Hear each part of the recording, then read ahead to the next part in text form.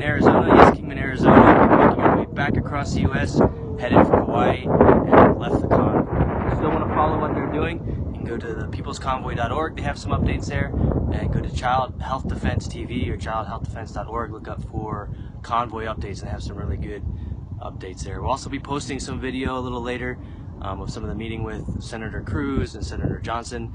The convoy has met with Congressman Jim Johnson as well. They're trying to lobby for the congressman to pass the legislation to end the Emergencies Act. So it did pass in the Senate by 47 to 48 vote.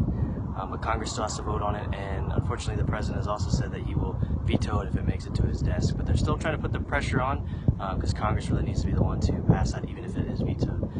So you can do your part too, to call your congressman, call your senators, and encourage them to vote on that piece of legislation to end the Emergencies Act. I did want to say one thing about the convoy. During the whole trip, we weren't sure, how it would be, but I was really encouraged by the leadership. And I hope some of the clips we're going to show after this really show you their heart for freedom, and not to be partisan, not slandering anyone, but just to stand up for freedoms. And that's why we've continued. That's why we did the whole trip, and we'll continue to support them while we're in Hawaii.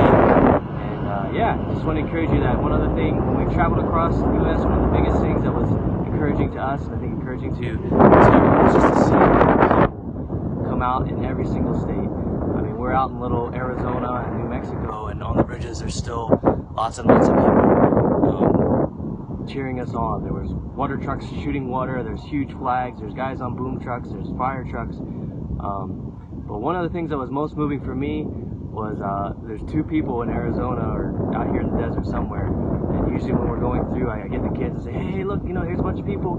And we're going through, and the one bridge, I thought there was nobody else. Don't worry about it. But as we drove by, there was one solitary man standing on the bridge, and he was a Marine. He was standing at attention, and he stood at attention for the whole convoy, and he stood his post. And that's what we need to do. We all need to stand up, and we need to do something and stand our post. Whatever we can do, we need to stand up and do it. And he did that, and he really encouraged us. The one other one that really encouraged me was one solitary person again. It was an old lady, and as we went through, she made eye contact with us and was hanging down over the rail, just smiling like a goon, and just happy for what we're doing. I hope you'll stand up and do what you can to call for the emergency powers.